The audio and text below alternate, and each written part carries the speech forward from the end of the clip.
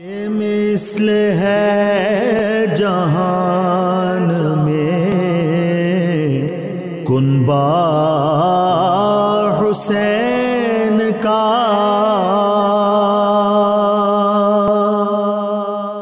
بسم اللہ الرحمن الرحیم۔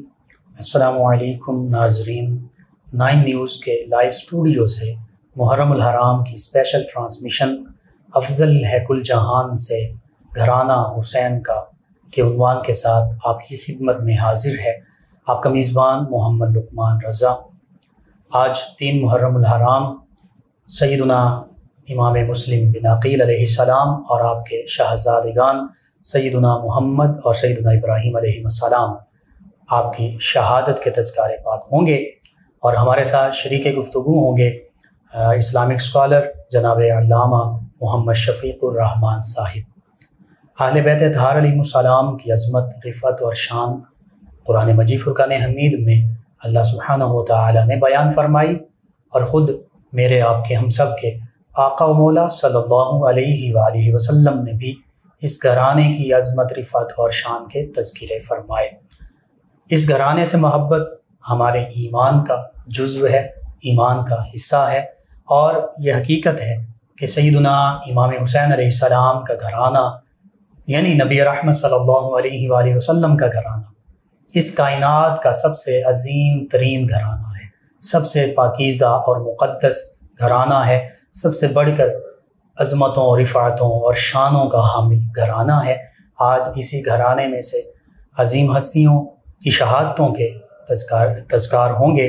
اس حوالے سے میں اپنے مہمان جناب علامہ محمد شفیق الرحمان صاحب سے یہ پوچھنا چاہوں گا، اور یہ میرا پہلا سوال ہوگا خصوصاً اپنے ناظرین کی رہنمائی کے لیے اور ان تک ان عظیم ہستیوں کے تذکار پاک پہنچانے کے لیے کہ سیدنا امام مسلم بن عقیل علیہ السلام اور آپ کے شہزادگان، ان کا خاندانی پس منظر اور ان کا ابتدائی تعارف جو ہے وہ ہمیں بیان فرما دیجیے۔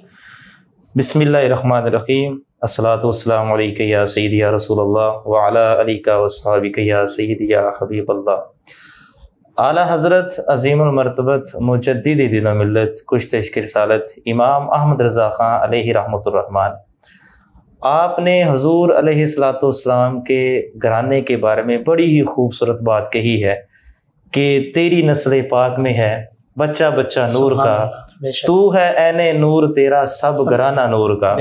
حضور علیہ الصلاۃ والسلام کے گھرانے کے جس ہستی کو بھی دیکھیں وہ نور علی نور ہے، ایک علیحدہ پہچان ہے، ایک علیحدہ ان کی شان ہے، اور ایک علیحدہ کردار ہے، اور اس گھرانے کے شہزادے بھی مہکتے ہوئے پھول ہیں۔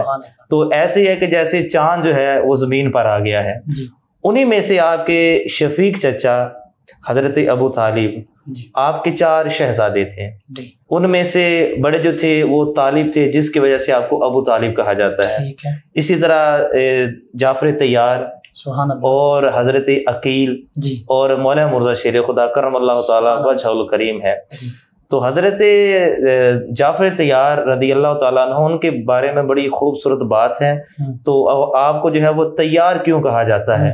تو یہ ایک بڑا ایمان افروز واقعہ ہے کہ جب آپ کی شہادت ہوئی تو اس وقت آپ گھر میں تشریف لائے تو آپ کی زوجہ محترمہ کی آنکھوں میں آنسو تھے، تو وہ عرض کرنے لگیں یا رسول اللہ آج بچے یتیم ہو گئے ہیں، جعفر کا سایہ سر سے اٹھ گیا ہے۔ تو حضور علیہ الصلوۃ والسلام نے ایک ہی جملہ ارشاد فرمایا میرے ہوتے ہوئے پریشان ہونے کی ضرورت نہیں ہے۔ تو جب حضور نے فرما دیا تو سارے غم دور ہو گئے۔ اس وقت حضور نے ارشاد فرمایا تھا کہ میرا جو جعفر ہے وہ میدان جنگ میں لڑتے لڑتے اس کے دونوں بازو کٹ گئے تھے، تو اللہ تعالیٰ نے ان کو دونوں پر لگا دیے ہیں، وہ جنت میں جدھر جی چاہتا ہے ادھر ہی وہ اڑان بھرتے ہیں، اس لیے ان کو جعفر طیار کہا جاتا ہے۔ اور پھر اسی طرح جو ہے وہ حضرت مسلم بن عقیل جو ہے یہ حضرت عقیل کے صاحبزادے ہیں۔ آپ کی شادی کے بارے میں مختلف اقوال آتے ہیں، لیکن صحیح ترین جو قول ہے وہ یہی ہے کہ مولا مرزا شیر خدا کرم اللہ تعالی وجہ الکریم، آپ کی جو صاحبزادی ہیں حضرت غازی عباس علمدار، ان کی صغیر بہن کے ساتھ آپ کا نکاح ہوا تھا۔ دوسری جو ہے ایک روایت ہے اس کے اندر یہ بھی کہتا ہے کہ ان کا نام رقیہ ہے، اور یہ مولا علی کائنات شیر خدا کرم اللہ تعالی وجہ کریم کی ایک اور زوجہ تھیں جن کا نام ام حبیبہ بنت ربی ہے، تو یہ ان کے بطن میں سے جو تھے سیدنا مسلم بن عقیل جی مسلم بن عقیل جو ہے جس لڑکی کے ساتھ ان کی شادی ہوئی تھی، یہ ان کے بارے میں ہے۔ تو اسی طرح اگر اس چیز کو دیکھا جائے تو یہ حضرت امام حسین علیہ السلام ان کے چچا کے صاحبزادے بھی ہیں، چچا زاد بھائی، جی چچا زاد بھائی کہہ لیں، ٹھیک ہے، اور ان کے ساتھ ایک بڑی نسبت ہے اور پیار اور محبت ہے۔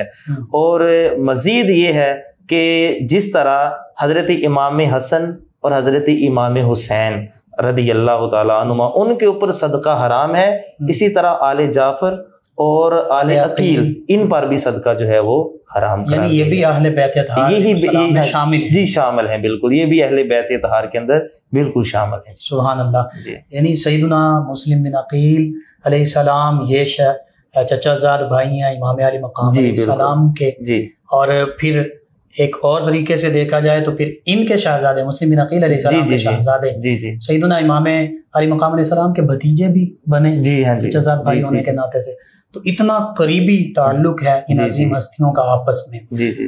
تو علامہ صاحب یہاں پر چونکہ سیدنا امام مسلم بن عقیل علیہ السلام انہوں نے بھی شہادت کا بلند مقام پایا، ان کے شہزادوں نے بھی، تو سیدنا امام مسلم بن عقیل علیہ السلام جو ہیں یہ کوفہ کی جانب کیسے روانہ ہوئے، کن ہستی نے ان کو روانہ کیا، ان کے کوفہ کی جانب روانہ ہونے کا مقصد کیا تھا، ان کی کوفہ میں تشریف آوری کیسے ہوئی، کوفہ میں کیا حالات اور واقعات پیش آئے، پہلے میں چاہوں گا کہ سیدنا مسلم بن عقیل علیہ السلام ان پر آپ گفتگو فرمائیں۔ جی حضرت مسلم بن عقیل رضی اللہ تعالیٰ عنہ جو ہیں وہ حضرت امام حسین رضی اللہ تعالیٰ عنہ آپ کے حکم پر اس وجہ سے کوفہ کی طرف روانہ ہوئے کہ بہت سارے کوفیوں نے حضرت امام حسین علیہ السلام کو خطوط لکھے تھے، جس کے اندر باقاعدہ طور پر یہ لکھا ہوا تھا کہ آپ یہاں پر تشریف لے کر آئیں اور ہم آپ کی بیعت کرنے کو تیار ہیں۔ وجہ کیا ہے؟ وجہ یہ ہے کہ یزید اور اس کے جتنے بھی حامی ہیں وہ رایا پر ظلم و ستم کر رہے ہیں، انصاف کا بول بالا نہیں ہو رہا، ہر بندہ جو ہے وہ پریشان ہے۔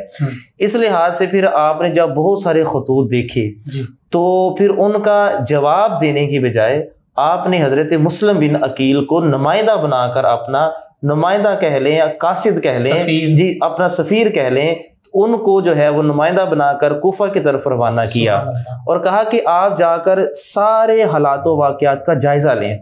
سارے حالات و واقعات کا جب جائزہ لیں گے، جب یہ بات پکی ہو جائے گی کہ لوگ جو ہیں وہ واقعہ ہی چاہتے ہیں کہ ہماری بیعت کی جائے، صرف ہمیں اس چیز کی ضرورت نہیں ہے، صرف عوام کی فلاح و بہبود کے لیے، انصاف کا بول بالا کرنے کے لیے، ظلم و ستم کے پہاڑ توڑنے کے لیے جو ہے، اس کو ظلم و ستم کو ختم کرنے کے لیے، اور ایک عام بندہ جو ہے وہ اس کی پرواز کو اونچا کرنے کے لیے، کہ تاکہ کسی قسم کی اس کو پریشانی نہ ہو۔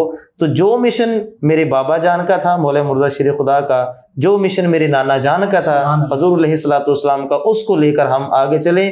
ہمیں بادشاہت یا خلافت کی ذاتی طور پر ضرورت نہیں ہے، عوام کی فلاح کے لیے ہم کام کرنا چاہتے ہیں۔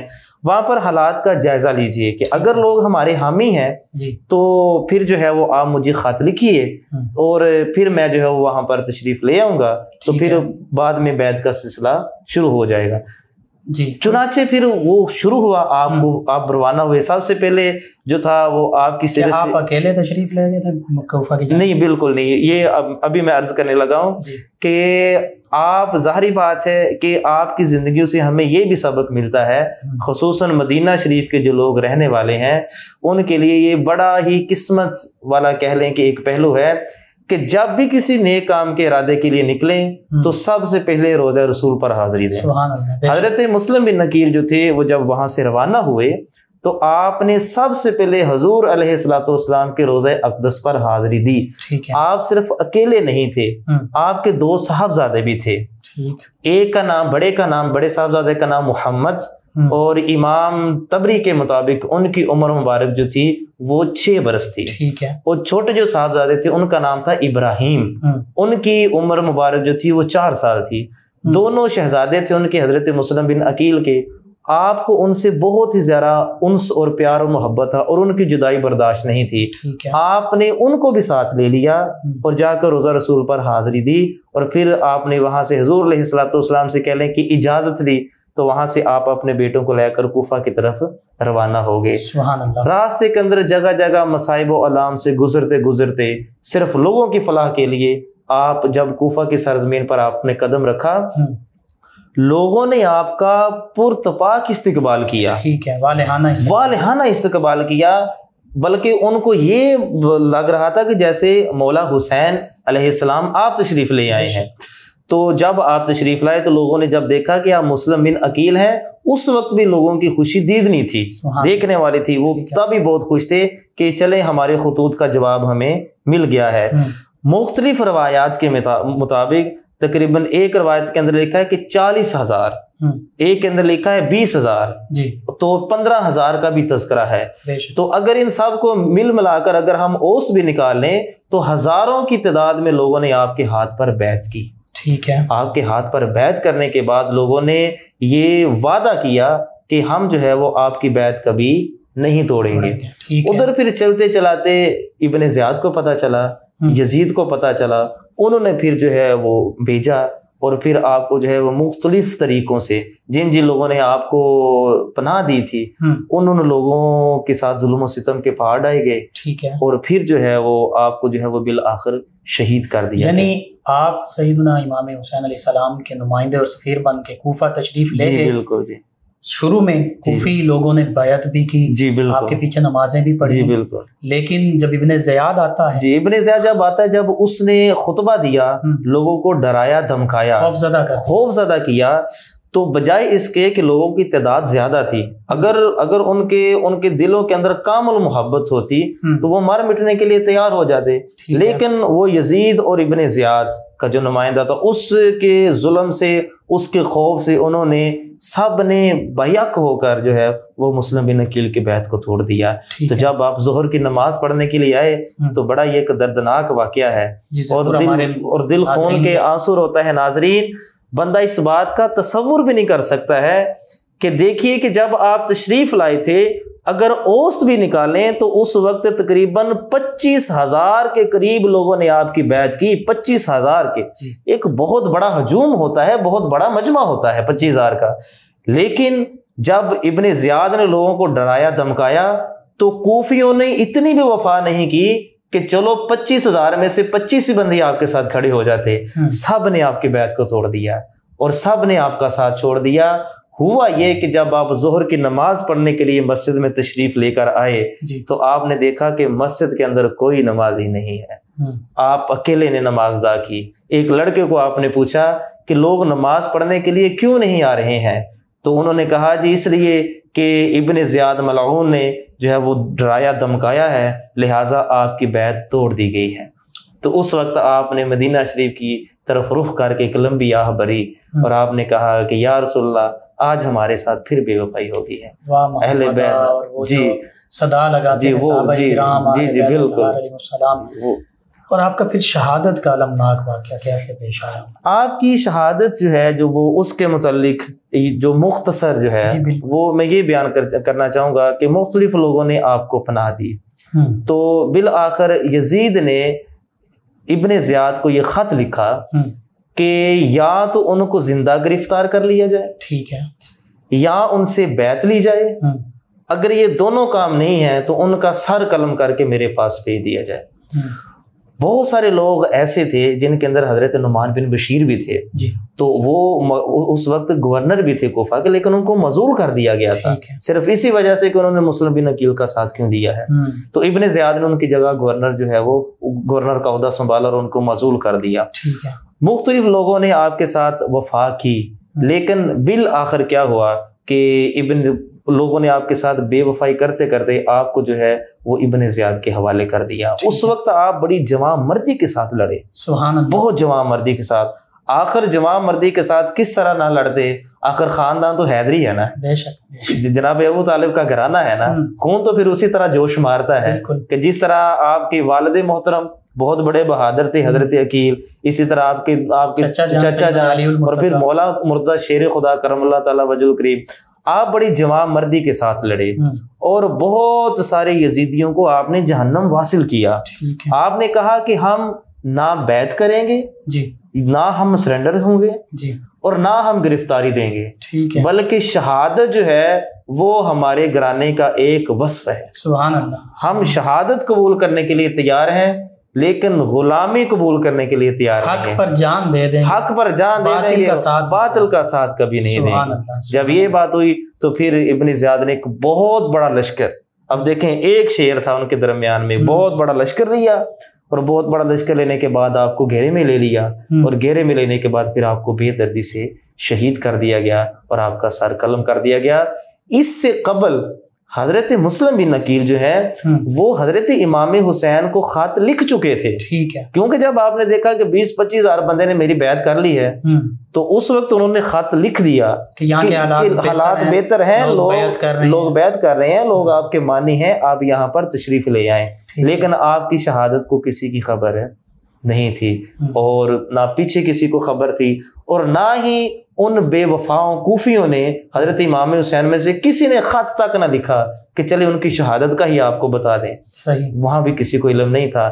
آپ نے اپنے جو 2 شہزادے تھے، ننھے منھے شہزادے، جب حالات زیادہ غضبناک صورتحال اختیار کر گئے تو اس وقت آپ نے اپنے دونوں شہزادگان کو، ایک قاضی شریح تھے، ان کو آپ نے حکم دیا کہ آپ میرے بچوں کی حفاظت کیجئے گا اگر مجھے شہید کر دیا گیا، اور پھر ان کو باحفاظت مدینہ شریف انشاءاللہ اس پر بھی بات ہوگی. جی انشاءاللہ. ناظرین، سیدنا امام مسلم بن عقیل علیہ السلام آپ کی کوفہ کی جانب تشریف آوری، کوفیوں کا شروع میں بیعت کرنا، بعد میں ابن زیاد کے گورنر بن جانے پر کوفیوں کا پیچھے ہٹ جانا اور بے وفائی کرنا، جفا کرنا، اور پھر یہاں تک کہ سیدنا امام مسلم بن عقیل علیہ السلام کے المناک شہادت کا رونما ہونا، یہ تاریخ اسلام اور تاریخ انسانی کا ایک ایسا واقعہ جس سے یہ پتہ چلتا ہے کہ ان عظیم ہستیوں نے حق کی خاطر اپنی جان قربان کر دی لیکن باطل کا ساتھ نہیں دیا.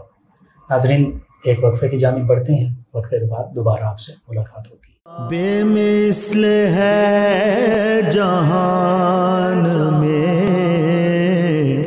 کنبہ حسین کا،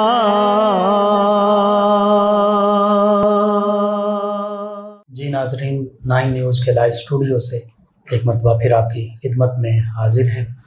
آج 3 محرم الحرام اور 9 نیوز کے لائیو اسٹوڈیو سے محرم الحرام کی اسپیشل ٹرانسمیشن افضل ہے کل جہان سے گھرانہ حسین کا آپ کی خدمت میں پیش کی جا رہی ہیں. سیدنا امام مسلم بن عقیل علیہ السلام آپ کی شہادت کے تذکرے ہوئے، اور آپ کے 2 شہزادگان سیدنا محمد اور سیدنا ابراہیم علیہ السلام، ننھے شہزادے جیسے کہ تذکرہ ہوا 4 سال اور 6 سال کی عمریں، اور زیادہ سے زیادہ جو روایات میں آتی ہیں 6 سال 7 سال یا 7 سال اور 8 سال کی عمر. اور یہ کم سن ننھے شہزادے ہیں، یہ وہ عمر ہے ظاہری طور پر کہ بچوں کے کھیلنے کے دن ہوا کرتے ہیں، اور پھر اہل بیت اطہار علیہ السلام کا یہ عظیم گھرانہ، یہ مہکتے دمکتے چمکتے ہوئے ننھے پھول. لیکن دیکھیے کہ حق کی خاطر کیسے اپنا گھر بار چھوڑنا پڑا، مدینہ طیبہ سے جدائی برداشت کی، پیارے آقا مولا صلی اللہ علیہ وآلہ وسلم کے روضہ اطہر اور مقدس شہر مدینہ کو چھوڑا، صرف اور صرف حق کی خاطر، صرف اور صرف امت مسلمہ کی خاطر، اور پھر شہادت کا عظیم اور بلند رتبہ پایا. اس حوالے سے میں بس یہ کہنا چاہوں گا کہ سیدنا امام مسلم بن عقیل علیہ السلام آپ کے دونوں شہزادے، ان کے نام نامی اس میں گرامی پر غور کیجیے. ایک شہزادے ہیں محمد، ایک شہزادے ہیں ابراہیم. کن کی نسبت ہے؟ محمد نبی کریم صلی اللہ علیہ وآلہ وسلم کے اسم مبارکہ ہے صلی اللہ علیہ وآلہ وسلم، اور نبی کریم رؤوف الرحیم علیہ الصلاۃ والتسلیم امام الانبیاء والمرسلین ہیں، خاتم الانبیاء والمرسلین ہیں، خاتم النبیین ہیں، خاتم المرسلین ہیں، سید الاولین والآخرین ہیں، کائنات کے سردار ہیں، تمام انبیاء و مرسلین علیہ الصلاۃ والتسلیم کے سردار ہیں. اور دوسری جانب سیدنا ابراہیم علیہ السلام کے ساتھ نسبت، اور دوسرے شہزادے کا اسم گرامی ابراہیم ہے. اور ابراہیم علیہ السلام جد الانبیاء ہیں، جد الانبیاء والمرسلین ہیں، تو ایسی عظیم نسبتیں رکھنے والے یہ دو ننھے شہزادے، ان کو بھی بے وفا کوفیوں نے اور ابن زیاد کے لوگوں نے شہید کر دیا۔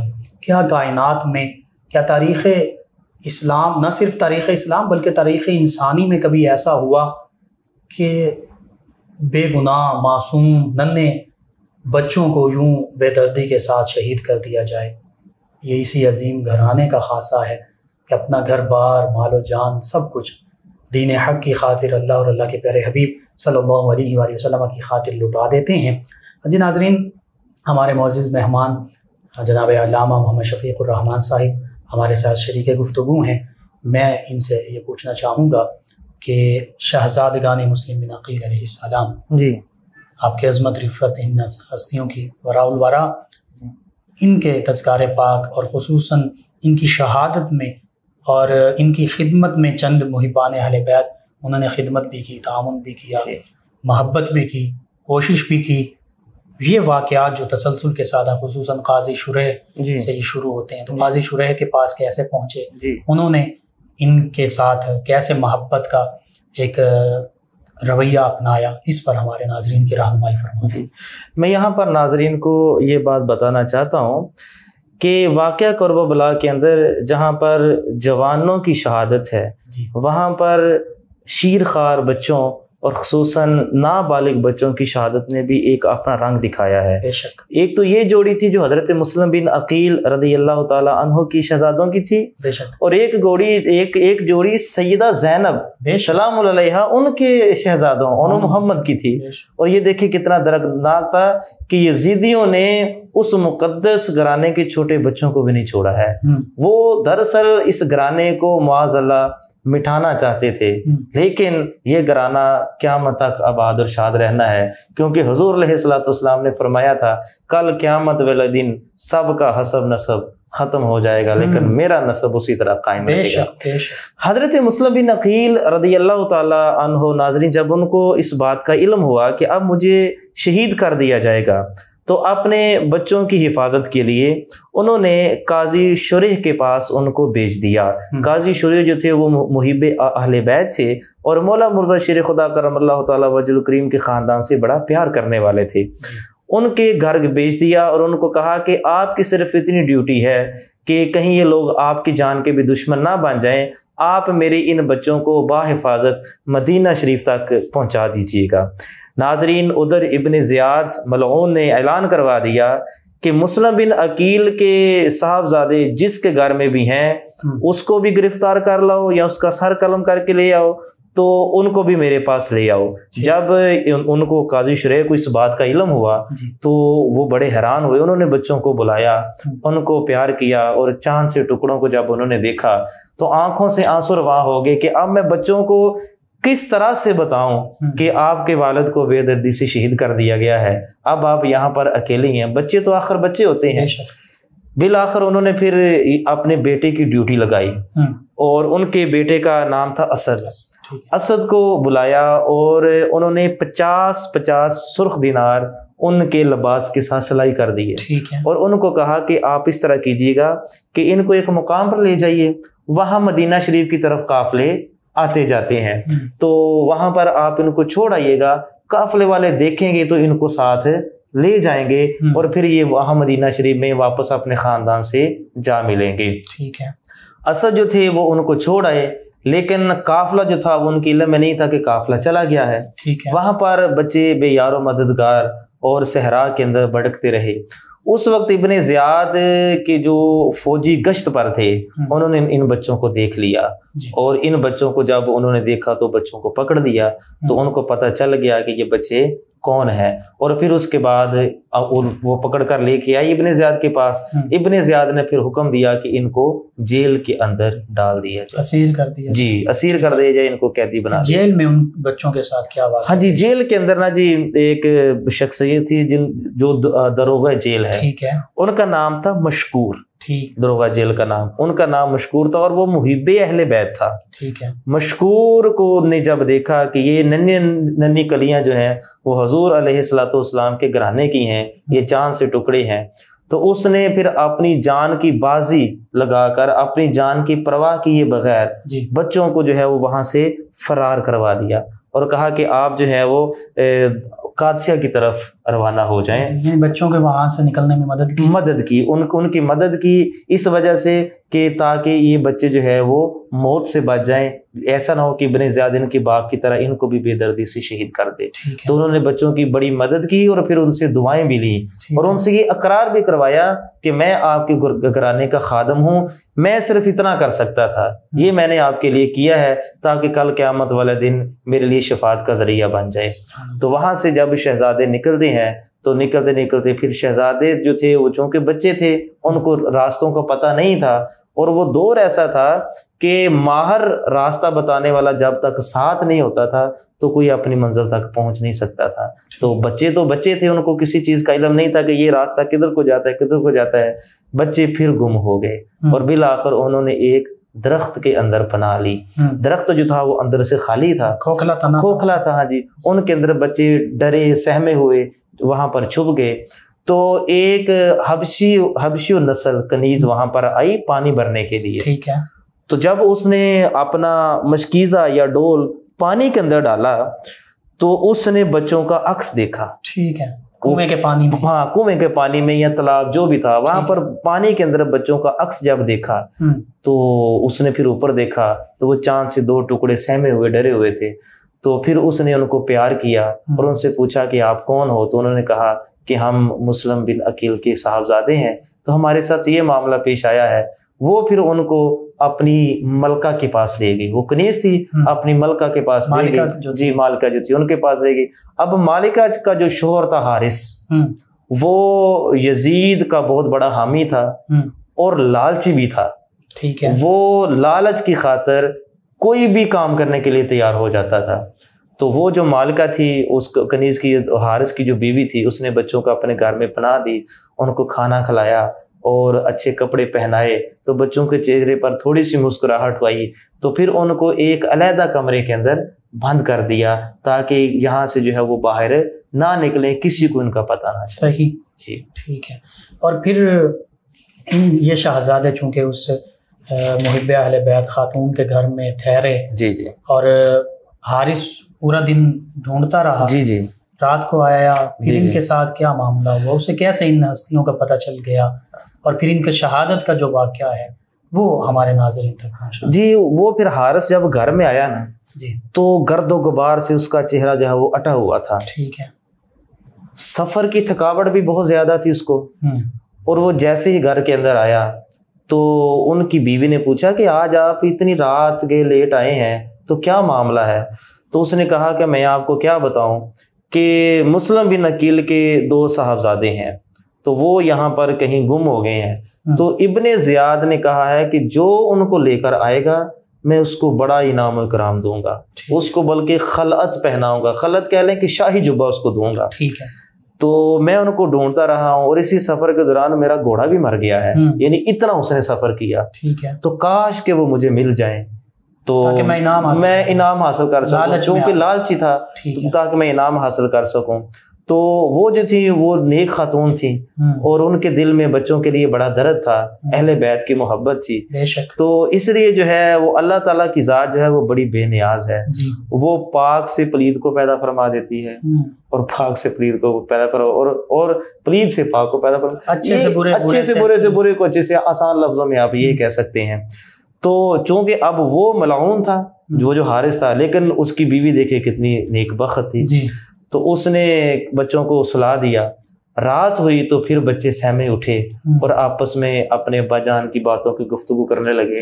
رات کو جب حارث اٹھا اس نے کھانا کھا کے سو گیا. جب رات کو اٹھا تو کمرے کے اندر روشنی دیکھی اور بچوں کی آوازیں سنی. اس نے کہا یہ کون ہے؟ تو اس نے کہا جی، اس نے بات کے اوپر پردہ ڈالنے کی کوشش کی خاتون نے، لیکن وہ جیسے اس نے دروازہ کھولا تو دیکھا تو دونوں شہزادے ایک دوسرے کے ساتھ لپٹ کر رو رہے تھے اور آنسو بہا رہے تھے اور اپنے بابا جان کو یاد کر رہے تھے. تو لیکن اس کو اتنا وہ بدبخت انسان تھا، اس کو ترس نہیں آیا بچوں پر، اس نے بچوں کو لیا۔ لینے کے بعد اب اس کے دماغ کے اندر مختلف سوالات جنم لے رہے تھے، ٹھیک ہے، کہ کیا ان کو میں زندہ وہاں پیش کر دوں یا ان کے ساتھ کچھ معاملہ کروں۔ تو آگے پھر ان کی شہادت کا بڑا ایک دردناک واقعہ ہے۔ اس موقع پر ایک روایت یوں بھی منقول ہے جی جی کہ وہ دونوں شہزادے سوئے ہوئے تھے، جی جی، تو خواب میں دیکھا نبی رحمت صلی اللہ علیہ وآلہ وسلم ہیں، جی جی، سیدنا علی المرتضیٰ کرم اللہ وجہ الکریم، سیدہ فاطمہ الزہرا سلام اللہ علیہا، حتیٰ کہ ان کے والد گرامی سیدنا امام مسلم بن عقیل علیہ السلام۔ تو نبی رحمت صلی اللہ علیہ وآلہ وسلم ان کے والد گرامی سے پوچھتے ہیں کہ اے مسلم بن عقیل، آپ تو آ گئے، تو اپنے شہزادوں کو ان ظالموں کے پاس چھوڑ آئے۔ جی جی، تو سیدنا مسلم بن عقیل علیہ السلام عرض کرنے لگے یا رسول اللہ صلی اللہ علیہ وسلم، بس وہ بھی حاضر ہونے والے ہیں۔ یعنی شہادت کی خبر تو پہلے ہی تھی نا، اس وجہ سے وہ بچے جو ہیں وہ رونا شروع ہو گئے، چونکہ والد کو جب خواب میں دیکھا تو وہ رونا شروع ہو گئے۔ تو یہ پھر شہادت کا المناک واقعہ، حارث جو تھا اس نے ان بچوں کو پکڑا، ٹھیک ہے، عورت نے بڑی اوزاری کی کہ روکنے کی کوشش کی، کچھ تو خیال کرو کہ یہ معصوم بچے ہیں، ان کو کہاں لے کے جا رہے ہو، اور ان کو رہنے دو، ہم ان کو جو ہے وہ بھیج دیتے ہیں مدینہ شریف میں تاکہ کل قیامت والے دن ہم سرخرو ہو سکے۔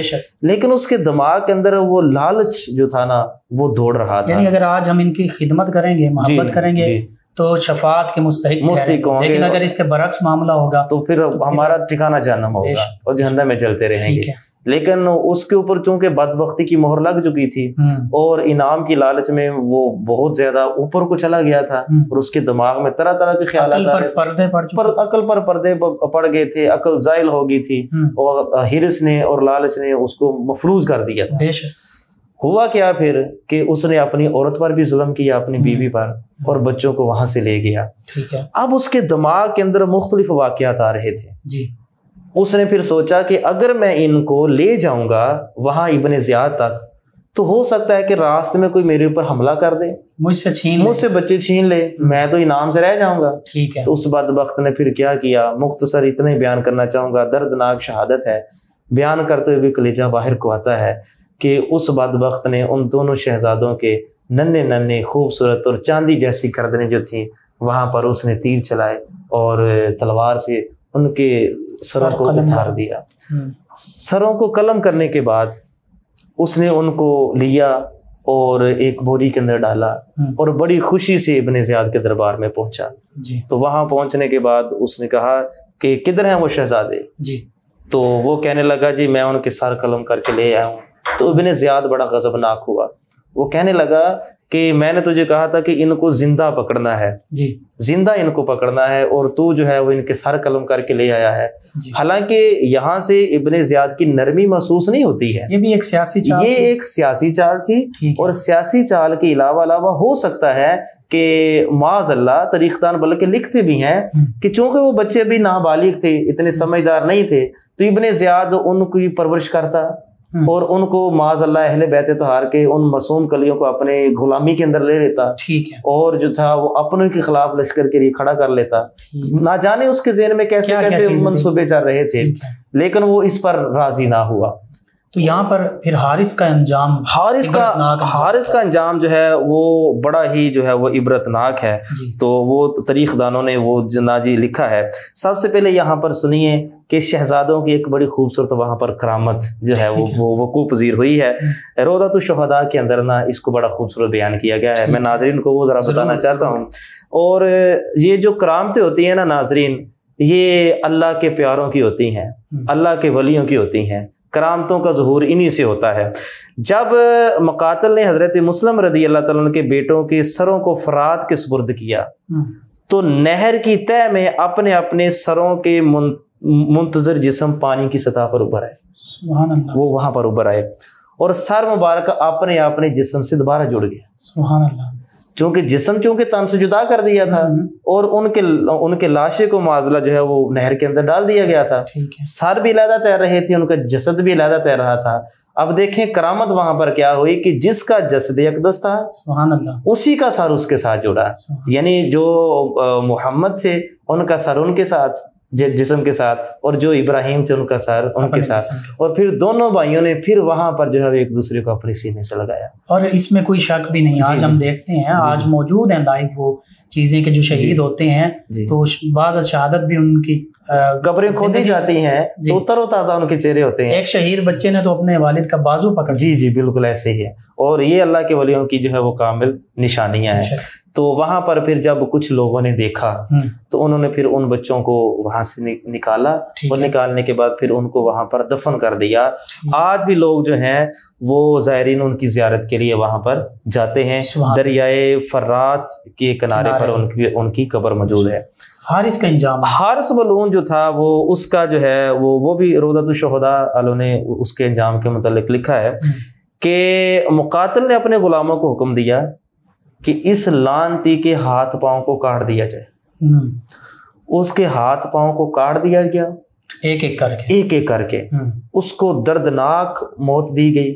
اب مقاتل جو تھا وہ کوئی محب اہل بیت نہیں تھا، وہ تو ابن زیاد کا غلام تھا. جیسے ابن زیاد نے کہنا تو اس نے ویسے ہی کرنا تھا. تو اس نے ایک ایک کر کے اس کے جسم کے عضو کو کاٹا. جب وہ بدبخت مر گیا تو دیکھیں کہ شہزادوں کی شہادت جو ہے وہ کیا رنگ لے کر آئی کہ جب اس کو پھر انہوں نے پانی کے اندر پھینک دیا. ٹھیک ہے، حارث کو تو پانی نے بھی اس کو قبول نہیں کیا، اس کو باہر پھینک دیا. پھر انہوں نے کئی مرتبہ یہ عمل دہرایا، ہر مرتبہ پانی ان کو پھینک دیتا تھا باہر. پھر انہوں نے کھدائی کی اور قبر بنا کر اس کو دفن کرنا چاہا، مٹی نے بھی اس کو قبول نہیں کیا.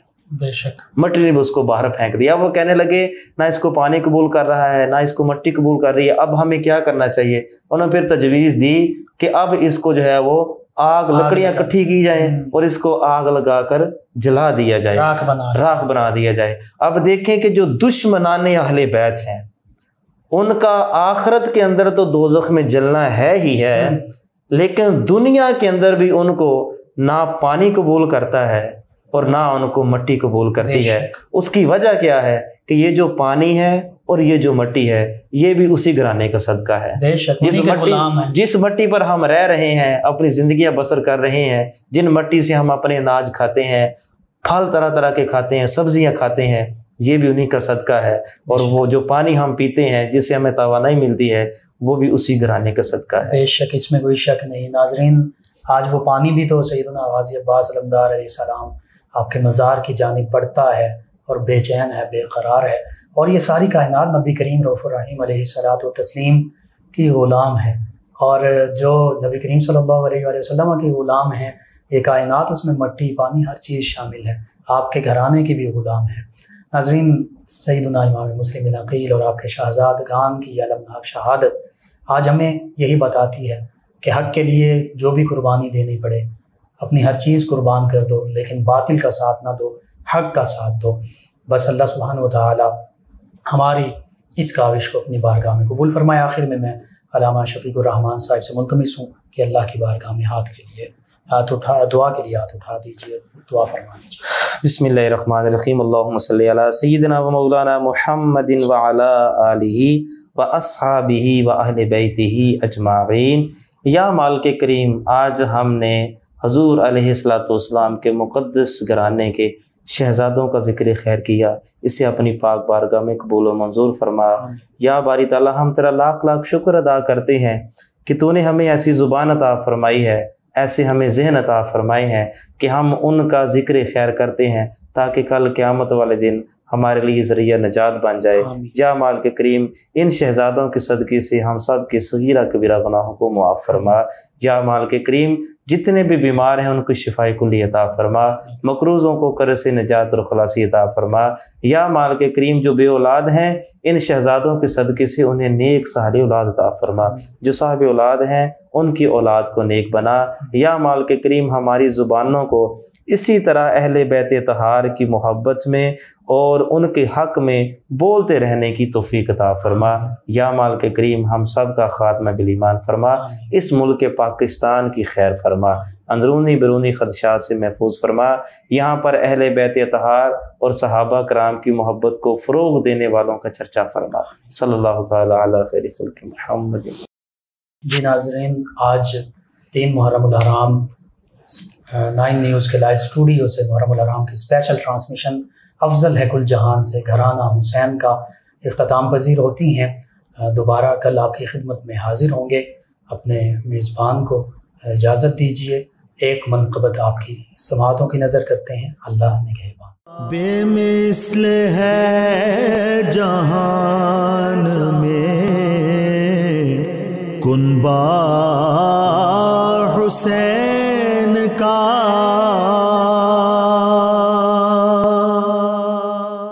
غموں سے بھرپور ہر قدم پہ امام مسلم کی داستان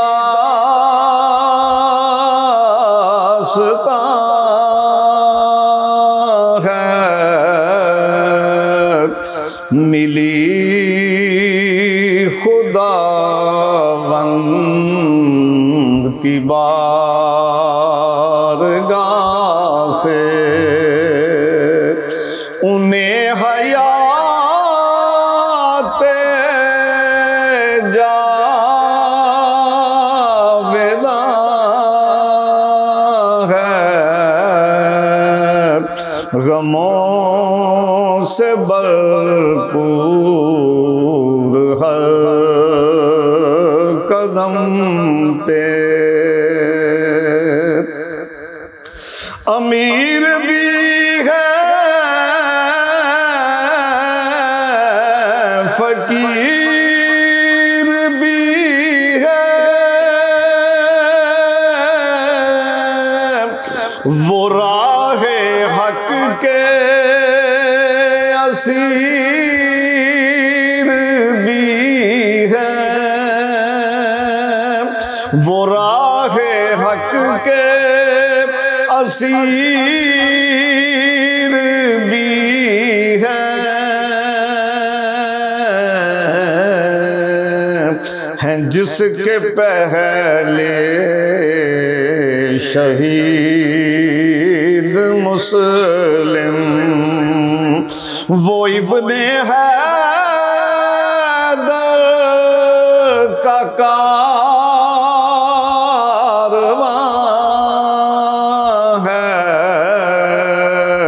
ہے جس کے پہلے شہید مسلم، انہیں نہ دنیا کی تھی ضرورت،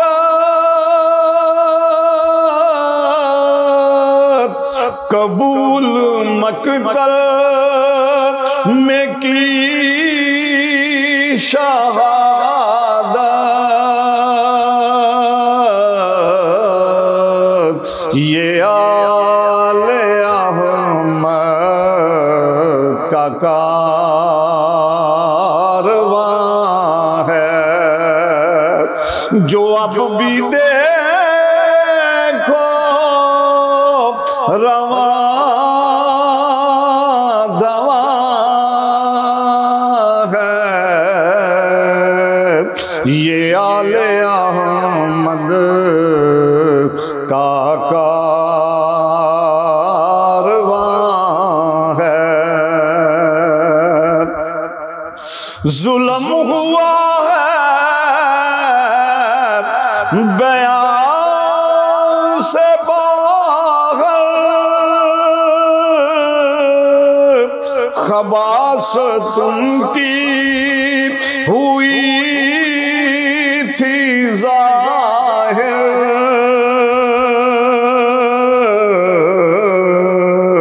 یہ عشق الفت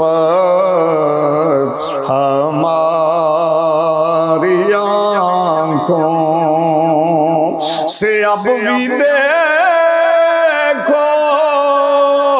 رواں دواں ہے، یہ عشق الفت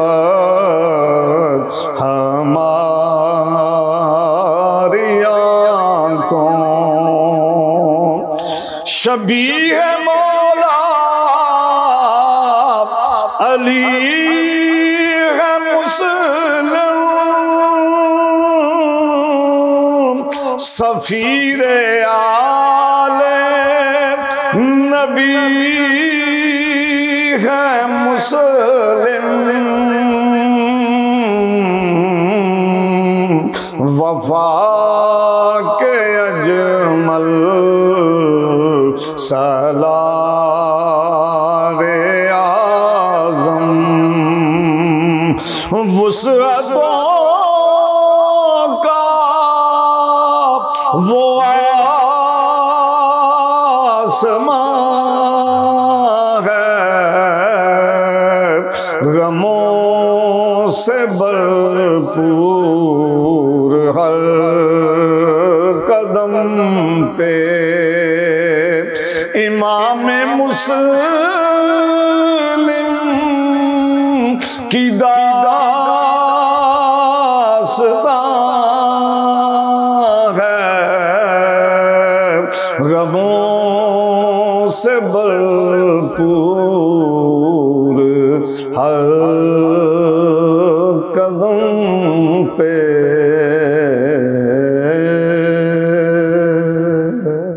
बेमिसल है जहान में